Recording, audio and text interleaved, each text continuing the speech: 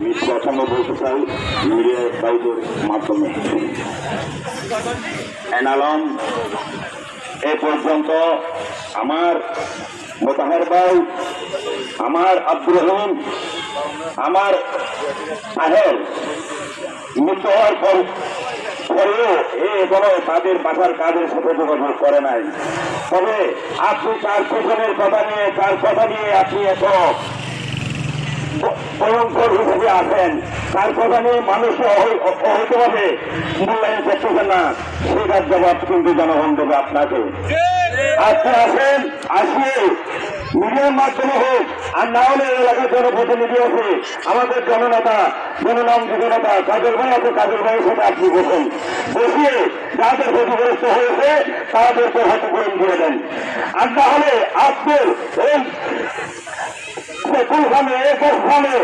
গাড়ির গ্যারেজ হবে আজকে থেকে। আমি এখানে ঘোষণা দিয়ে গেলাম, এই হলো আমাদের কথা, জনগণের কথা।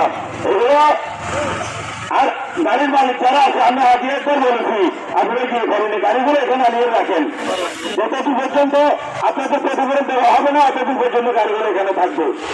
আর এই এলাকায় যে ক্ষতিগুলো হয়েছে এখানে কতগুলা মানুষ কিন্তু এই এনালম ভাইকে কিন্তু বিভিন্ন ধরনের কথা বলে কিন্তু এর পিছু নিয়ে যাচ্ছে। কিন্তু এগিয়ে আসুন, আপনি এগিয়ে আসুন, আপনি পার পাবেন না, আপনি লোকে তাকিয়ে কোথায় পার পাবেন না, কিন্তু এখানে আসতে হবে, আপনার জায়গায় কিন্তু গাড়ির গ্যারেজ হয়ে যাবে। আমি মিডিয়ার মাধ্যমে বললাম। আসসালামু আলাইকুম ওয়া রাহমাতুল্লাহি ওয়া বারাকাতুহু।